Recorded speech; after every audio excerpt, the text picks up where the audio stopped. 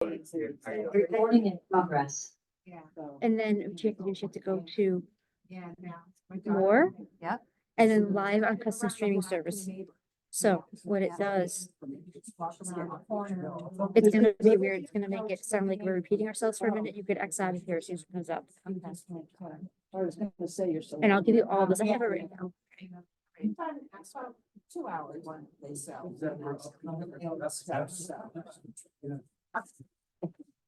That's weird. Thank you. I'll double check it. You can, we are waiting for the live stream to start. You can start the meeting whenever you like. It's just for whatever reason it's taking its time right now. Okay. Okay, so maybe you want to give it a second for it to start working so that anybody watching from home can see us. I'm gonna grab an agenda too. You know what? I'm gonna X out of this and start again. It's not, it shouldn't take this long. Okay. Thanks. So the meeting is still in progress, right? Mm-hmm. So you go to more, Yep. start like, on the screen. oh, it's meetings being live streamed. Okay, it came up, but we should say It this did time. come up. Okay. Sorry.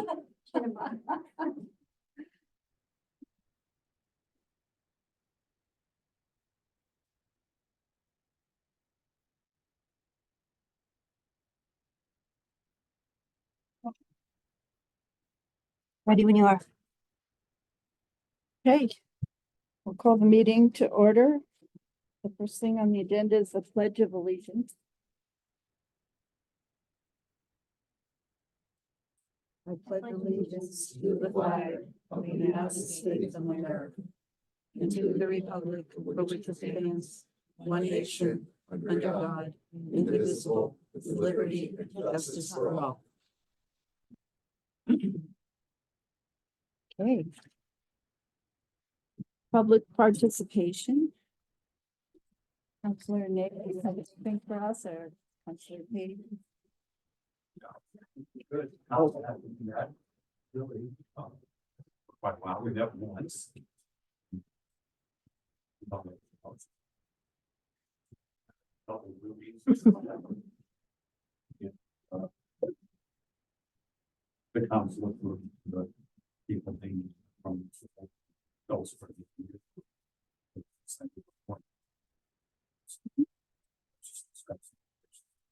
It's a question of.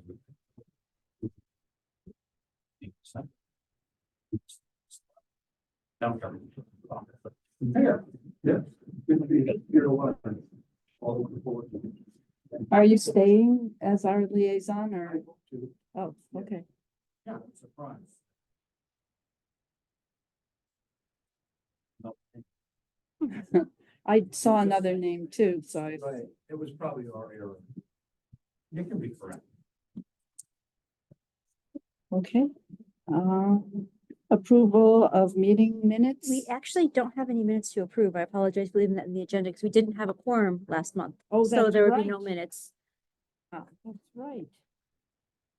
And as you can see, our clerk is absent today. She had a previous commitment, so we'll just throw together some minutes for you to approve at the next meeting.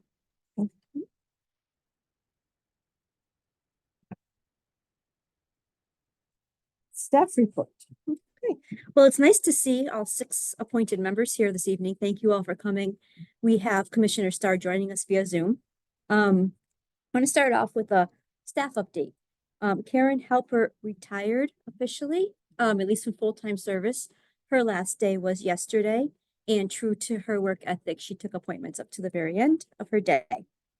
Also true to her work ethic, she's offered to stay on part-time on Fridays to continue to take energy assistance appointments until we have her replacement in place.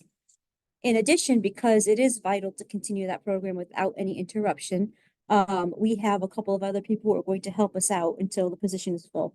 In addition to Karen on Fridays, we have Janine Pearson, who is a social worker in the Human Services Department. She's going to join us on Friday afternoons after the Human Services office closes at noon. She has prior energy assistance experience in a previous job before she started working for Newington. And we have Mary Gallagher, who is an administrator for the Newington Housing Authority. She's going to work a couple hours a day on Mondays and Fridays as well to take energy assistance appointments. So we have sufficient coverage to continue with those appointments because we can't have a lapse. Like I said, even Karen working up to her last day, there's still such a list of people who are still awaiting appointments. So we're going to go ahead and keep doing that. The job posting for the position closed with about 30 to, I think, 32 applications, which is good. Of course, not all of them would be ones that we would consider, but I am in the process of reviewing those. We want to do our due diligence and get the best possible person in that job, but we obviously want to expedite the process as much as possible. But, anybody who's concerned, please be assured that yes, we are filling the position. And that in the meantime, we do have a pretty solid plan in place. We also have at least one volunteer who is going to come in and help set appointments up for those who are waiting. Because that's a tremendous amount, part of the job too, and part of our staff's job, setting those appointments. Is it a group interview or is it a? There'll be a process, similar to any kind of non-union administrative staff member. This is not a union position, but it's also not a management position. So typically there'll be a panel interview consisting of perhaps a human services staff member or staff member from here, and then somebody from the outside of Newington so that, they can get a fresh look. That'll be the first round. The second round will be an interview with myself, probably Barbara or Terry. And typically the town manager's executive assistant, Heather, will sit in on those interviews. And if it's, if it's really close and we're not sure, we'll continue to make sure that we investigate and we interview to make sure we have the right person. I understand. So there will be a professional as part of the interview. Yes. Yeah, okay. Yes. It's vital to get the right person in this job. And there are some strong applicants, with some experience who we are familiar with. So I'm confident that we will get the right person in the job. Karen, is going to receive a proclamation by the town council on January 9th at 7. If anybody would like to join in via Zoom or, stop by, you're welcome to do so. And then again, she's retired. I wish she was able to just retire fully and immediately start spending all that time with her grandchildren, but she's helping us out on Fridays and we appreciate that. We have a significant need for a part-time clerical person. I think I explained this in the past. There was a 19-hour per week person helping out Charlene in the main office. It was eliminated during the pandemic and we've reopened and we're busier and have more needs than ever. We need to get it back. We can fund that position now by transferring funding from the vacant part-time dollar position that has been unfilled for a couple of years now, but for the duration of this current fiscal year. So the salary is approximately the same, the hours approximately the same. It's almost an exact match to transfer the funds to begin funding the position immediately. And then it would be something going forward in the budget process to approve resuming that position that we haven't had since about 2021 or so. The reason we need that job is because of the sheer number of calls and walk-ins that the front office takes every single day. I'm talking 100 plus times that the phone rings that Charlene answers it. Never mind that the rest of us answer it when she's already on the phone. And just constant walk-ins. These are not necessarily quick conversations. These aren't, okay, we'll put you down or I'll transfer you. It's a lot of explaining things. It's a lot of taking reservations and explaining how things work. It's answering a lot of questions, oftentimes, over and over with answering the same questions. So not only is it really stretch that position very thin in the main office, but it does get to a point where it does get overwhelming and you really don't want to make people wait. You really don't want to have the phone ringing and nobody answering it. So I think it's important to get that 19-hour per week position. It's entry level. Entry level is fine. If we could have somebody who could answer phones and take accurate messages, sign people up for programs, provide basic info, help us with mailings, that type of thing. And we would want to target that for our hours when we're busiest, which are the mornings. So we're working with finance on that and hope to get that posted. Excuse me, soon. The dial-a-ride part-time position is still open. It has been open for over 2 years now. This is apparently not unusual around the state senior centers. There is a shortage of drivers available.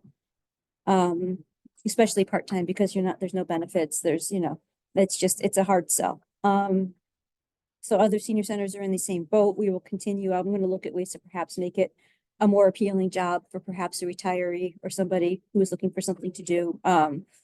And I did reach out to surrounding towns and senior centers that we often work collaboratively with, about perhaps doing a regional type of thing where we share a driver regionally, and there's just not enough interest to make it worthwhile.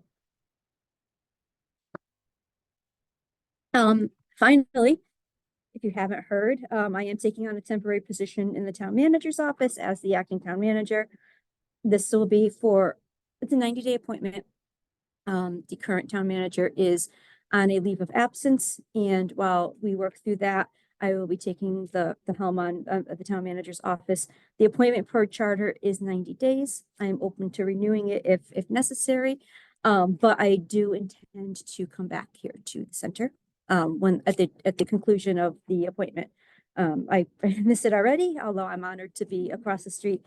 But while I am gone, although you're stuck with me tonight, sorry, Barb Romer is the acting director of the center. So anything, any questions or concerns, please direct to her. Again, I'm not going anywhere. I'm gonna run these meetings at least this month and next month. And there are some projects that I've retained, such as the NCOA grant project, a couple of issues with members that I've been kind of dealing with all along. I'm going to continue personnel type things. So I'm bouncing back and forth right now, but Barbara's doing an outstanding job. So we're very happy that she stepped up to that challenge. Programs. Let's see. So December, broken record, December was a very busy program. There's a very busy month program wise. There were significant, several holiday festive programs, including a very well received holiday show on the 19th. On the 13th, I'm looking at here. We had our first annual giving tree, which is it still up? I didn't come this way. It's okay. I asked staff members if they have time to take. Yeah, it's always more fun to put them up than to take them down. We had a giving tree with Human Services where they were collecting gifts for mostly, for any age, but they were really gearing towards adult household items, toiletries, even food, personal care items, things like linens, blankets, or just even fun things for adults like games and we were collecting, and the members did show up in a big way. And we sent over several cases of gifts. So that was very successful. We'll look forward to doing that again. We had a lot of our typical programs that we hold, including a fall prevention program. We had a vaccine clinic where folks were able to come in and have lunch and actually I told you about this at the last meeting where we didn't have a quorum, but able to come in and get lunch and learn about COVID, flu, and RSV vaccines, and even receive a vaccine from a pharmacist if you wanted to. So that was great. That was covered by our NCOA vaccination grant, the cost of everything, including the vaccines for those who are underinsured. So moving forward with that grant, again, we're kind of heading into the home stretch with it, but we're looking to remove barriers for anybody who would like to get a vaccine but can't because they're uninsured or they don't have transportation. This has been ongoing for a number of months. We recognize that the holidays are not joyful for everybody, so we did have a class that dealt with grief in the holidays as well.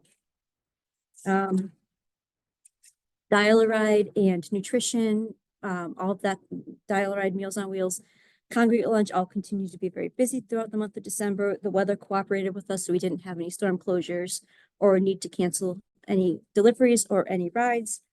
I will read our balances for our budget status. These are our revenue funds outside of our budget. Coffee shop, we currently have $15,554.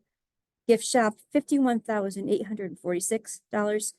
Membership, $64,616. Fitness membership, $22,288. And donations, $48,860. So again, we rely very heavily on these streams of funding that are outside of our operating budget for the town, which amounts to about $20,000 per year. So we get about $20,000 per year outside of salaries for our operating budget. So we really rely on this, and we rely on donations, in-kind sponsorships, partnerships, and grant funding to operate the center. What was the total? $203,764. Any questions on programs or services? Anyone? Yes, being The numbers, the numbers again, 15,554 is for the gift shop alone. No, okay. No, I'm sorry, 15,000, I'm sorry if I wasn't clear, $15,554 is how much we have in our coffee shop account. It's not our sales for the year, but it's how much fun money we have sitting in that account. That account is used to pay for expenses related to the coffee shop, but it is also a revenue stream for programming. And then the next one is 16,000. Do you want me to, I can email this to you if it's Yeah. easier. I'm sorry. That It's way I can just- 51,846. Sure. This is the learning. That's okay. I'll email it to you after the meeting. Absolutely. Thank you so much. Oh, no problem. But I guess the point I want to get across is that we rely heavily on this and we're happy to have these opportunities for funding. These tables we got. And the ones in the multi-purpose room, the like geometry tables that are six-sided and you can move them around. Oh, they're great because you can put them in any position. Mhm. And you guys can move them. So, Right. all right. I think we painted a bathroom once. Yeah. With that money. We've done a lot of good things. A lot of good things with it. Absolutely. Let's see, old business. There. We're gonna start budget again. Yes. Are we ever not doing budget? That's the question. Always. The town departmental budget requests are due today. So I will shortly after this meeting, maybe a couple hours late, but it'll be done, submit our budget for the senior and disabled center. Very minimal changes. As I just mentioned, our operating budget is minimal. So, and when we talk about making changes, we're talking about $100 here or there to kind of just finesse what our actual trends are for our expenses. So the only significant change that I would be requesting from the council, so this is where I'm wearing dual hats. If you're not familiar with the process, which I believe all of you are, department heads make their request to the town manager by today. The town manager spends the next several weeks working with town department heads and the finance director to review all these budget requests. And the town manager can make suggested changes to the department head requests. That all goes into a document that is submitted to the town council. I believe it's on March 3rd this year. It's the town manager's recommended budget. That is presented to the town council in early March, and there's a public hearing.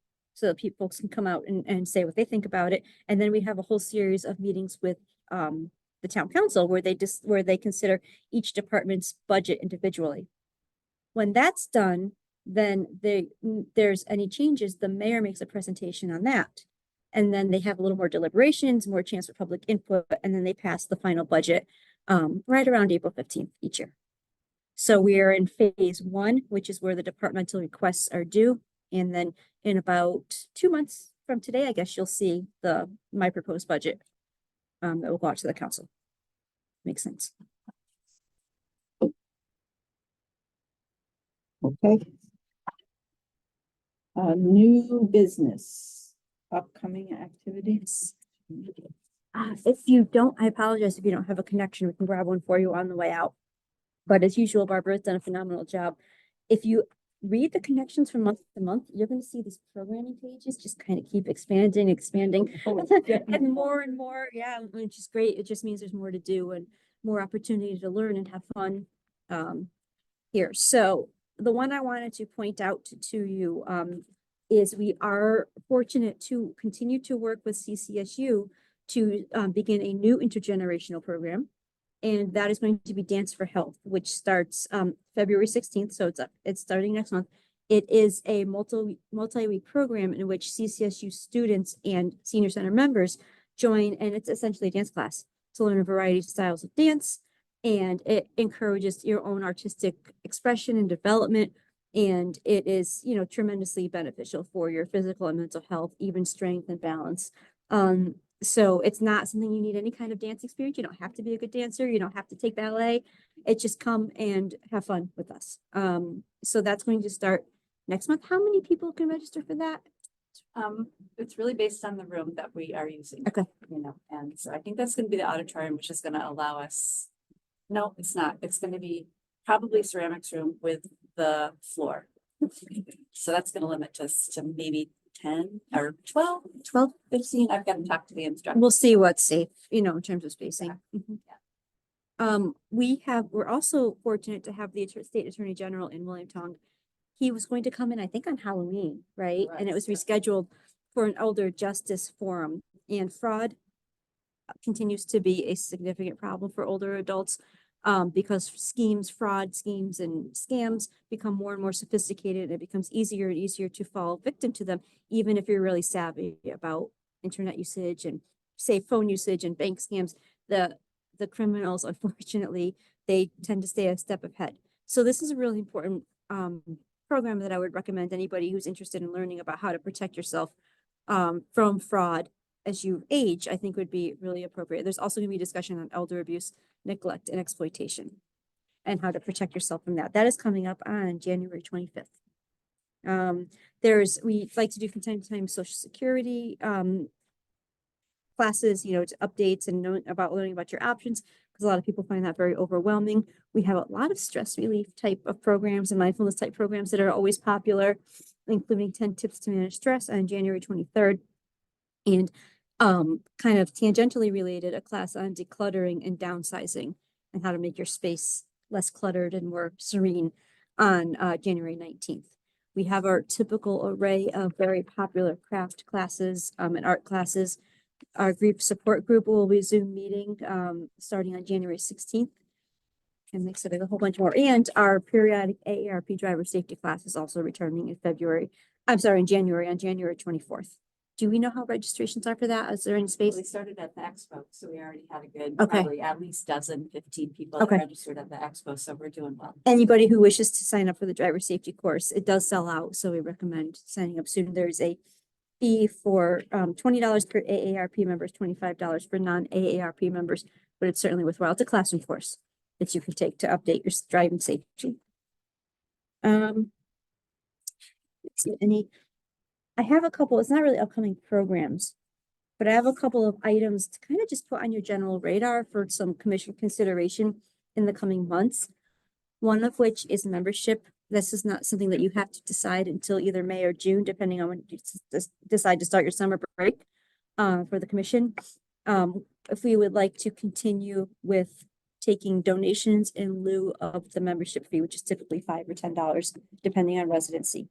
Just throwing it out there as a thought. I will run some numbers. Yeah. When we get closer to that date, I want to see some history of it can be hard to separate out donations because some people just donate to you anyway. But I would like to see how we've been doing on the years that pre-pandemic years that we collected the membership fees versus since the pandemic years, so we've collected donations in lieu of membership. People are remarkably generous and we appreciate it. I just wonder if that generosity might potentially wane as we move forward. We want to make sure that we're sustaining, that revenue stream that we absolutely need to exist here. Are most of the programs they're no cost, correct? Nearly, $5, most of them. I mean, if you need equipment or you need art You have to pay supplies, instructor. yeah. and then they're minimal. It's just to cover our costs. I would say probably 90% of our programs are no charge. Things like crafts, you might pay $3 or $5, to cover the costs of, and then instructors for fitness can run a little bit more, but there's still an excellent value compared to, going elsewhere.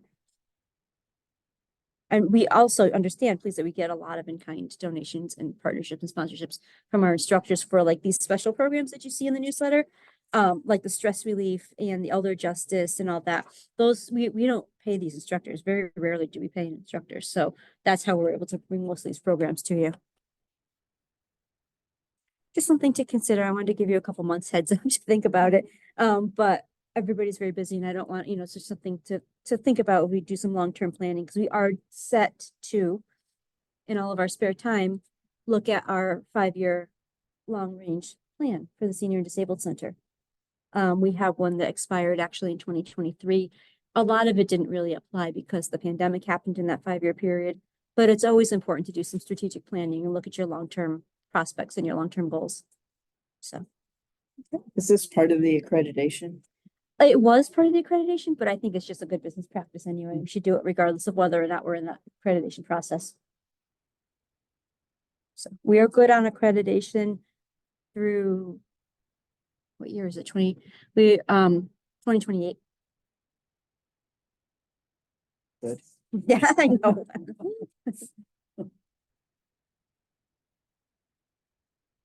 Okay. You done? I'm done with upcoming, sure. Okay, building update. Okay. the window project is ongoing. As I mentioned in our informal discussion last month when we didn't have a quorum, there are some challenges that are occurring. The windows have been installed and they are installed properly. The things that have not been installed are the replacement of the frosted glass blocks that exist along this entire hallway except for this room. That's the next phase of the project. It involves some remediation of asbestos that is contained. So it's like encapsulated. It's not the kind that you see like when you see the puffy installation that all the fibers flow around. This is contained in a caulk that was used on those during the installation of those windows. Very similar to if you have an older house and you have asbestos flooring, kind of, like leave it alone. It's not going to bother you. But of course, remediation is vital and must be done and, pursuant to all of the state laws, state standards and health standards. So we'll take that very seriously and work very closely with the contractor. We have noticed some challenges that have been noted by the facilities director, the acting director, John, and the staff is on top of it. We are taking the appropriate steps to continue to move forward with the process appropriately. If there are any significant updates to that, I will provide them to you. The other issue that I wanted to discuss with the building is the security assessment, which I believe we talked about 2 meetings ago. I don't know if we brought it up last month. A concern that has been mine since I've worked here, never mind that being the director, has been the lack of security features in this building, including cameras, the ability to lock down parts of the building if necessary, remote opening or accessibility for doors and that type of thing. It hasn't really gone anywhere in the past when it's been brought up. So this time we said, we're going to do it. So what we learned is we do need an assessment. I asked around to pretty much every senior center whose director I know, which is a lot, and asked them what they do. And if I asked 20 centers, I got 20 answers. And each center is also completely unique in that some of them are 1-room departments and some of them are vast. And ours is probably one of the biggest and most expansive and most complex in terms of the building, but they're all different. So you can't really go and say, okay, well, Berlin does this, so let's do this, because Berlin is it's apples and oranges.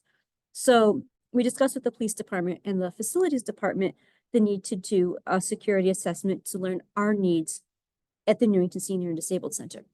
And Lieutenant Derek Gaviano had the brilliant revelation that we are a emergency shelter location for the town of Newington. This building acts as a backup shelter if case Newington High School becomes full or incapacitated, and is also designated with the Red Cross and the state as a pet shelter. So if there was a situation where you might need to shelter with your dog or your cat, it's going to be here. Because we are a registered and recognized shelter, the state emergency operations unit, DEMS Region 3, will cover the cost and will perform a security assessment at no charge to us. That will be within the next month. So we're just waiting back on the schedule. I think they're just trying to figure it out on their end, but it will, they told us, Lieutenant said today it'll be in the next month. Once that's done, there is some opportunity for funding to cover the cost of said security features through the same channels. But there also could be some, we talked to our facilities department. We talked about ways how that could be funded moving forward. So that's good news, and I'll keep you updated on that. That's good. Thanks. Oh, and the solar project is done, officially done. I will continue, I'll call it officially done once we get the approval from Eversource, the official final sign off, but there are no issues there. It's operating fully. And I would say it's successful. So is that for this building or for the whole town? For what?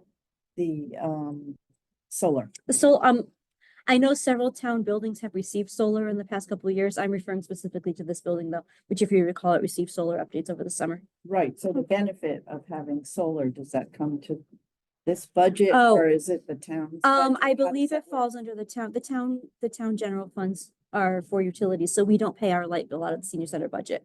It's through the town facilities department. Just curious. Mhm. Consideration of upcoming purchases. I really don't have any. What I'm realizing when we're looking, I spoke for Barbara, sorry. No, that piece of equipment.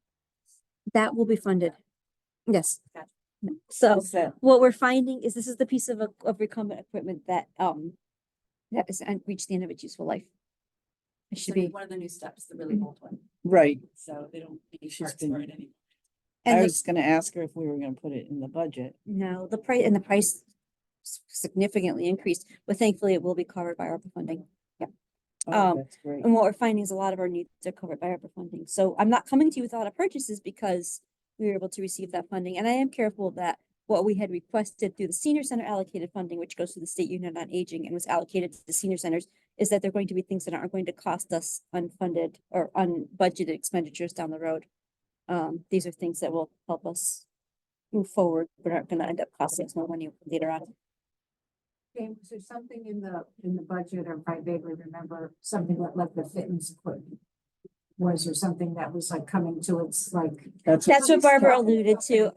There is one piece of recumbent equipment that is very specialized that is at the end of its useful life. It's been well maintained Yes. and it's usable, but the company, that makes it will no longer maintain it and it's kind of past the end of its lifespan. So if something breaks and they won't come out and do routine maintenance, and we're not gonna put equipment in there that's not properly maintained. So it will be replaced. great. It's expensive, but we'll be Yeah. replaced. Yeah. Jamie, question, how do you determine now with ARPA funding? What could be covered under ARPA funding and what would have to go to the commission for approval? Specifically for senior centers. Yep. So the ARPA funding, I can't remember, $10 million of ARPA funding was allocated specifically for state senior centers in Connecticut. That could be municipal or nonprofit. There's like 202 of them. They funneled the money through the State Union on Aging, who came up with a formula to determine how much each senior center gets, based on population, membership, and some other factors. Newington receives $90,000 in funding, ARPA funding. The specifications for ARPA funding specific to senior centers, which could be different than what was specified for municipalities, is that it has to be used for programming improvements or programming equipment or materials or advertising, anything related to our services or programs that we offer, or facilities. So those are the only two things we can use them for. The funding is going through this process and everything has been requested. And I don't actually need to find the time frame when we could expect to receive the funding, but it can only be used for senior centers and can only be used for those things. So the things I requested fall in those categories. I will come back. We don't technically need to go to the commission for your approval to expend this funding because it's coming from ARPA funding. It's not coming from any of our budgetary items or line items, but I will absolutely bring everything to you and let you know what we're purchasing with that ARPA funding. So would that cover the stage? No. No. Nope. We don't have enough money for that. And we prioritized some other things. I would like to proceed with the stage, probably not in the CIP round. Because we haven't had the opportunity, just been too busy to do a study to determine a better use for that stage. A previous town administrator had promised us some funding for that. Nobody involved with that is around anymore, and there's no paper trail. So the opportunity dried up, but I would, if we are going to do a capital project for renovating the stage, which is just a storage space right now and isn't used in any meaningful way, then I want to make sure that we study and determine what the best use of it would be. So if it doesn't make 24-25 CIP, then we would put it on for the following year. Okay, just curious. I've been on the commission since I was in my 20s and we've been talking We were about this that. close to having I it covered. know.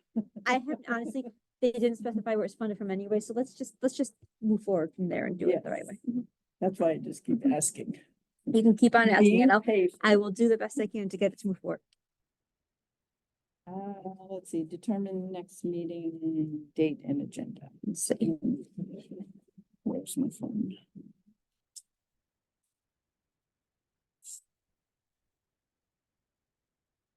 February 7th would be our next regular meeting date. 6 o'clock.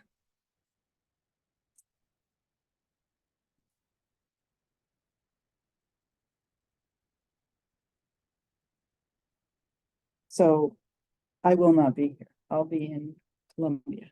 Nice. Anybody else?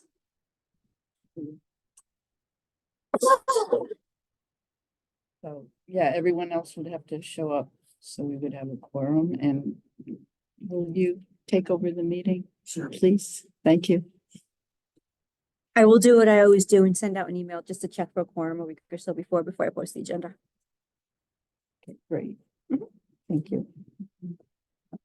Public participation? Anything? Mhm. And motion to adjourn. Anyone have anything else to say before we end the meeting? Can I have a motion to adjourn? Second. I keep looking at Barbara. I don't know You why. can't move to adjourn. I don't know why. Maybe because you knew sitting here. Thank you. All in favor? Thank you. Opposed? Have a good night. Now what you do to stop it is you hit stop recording.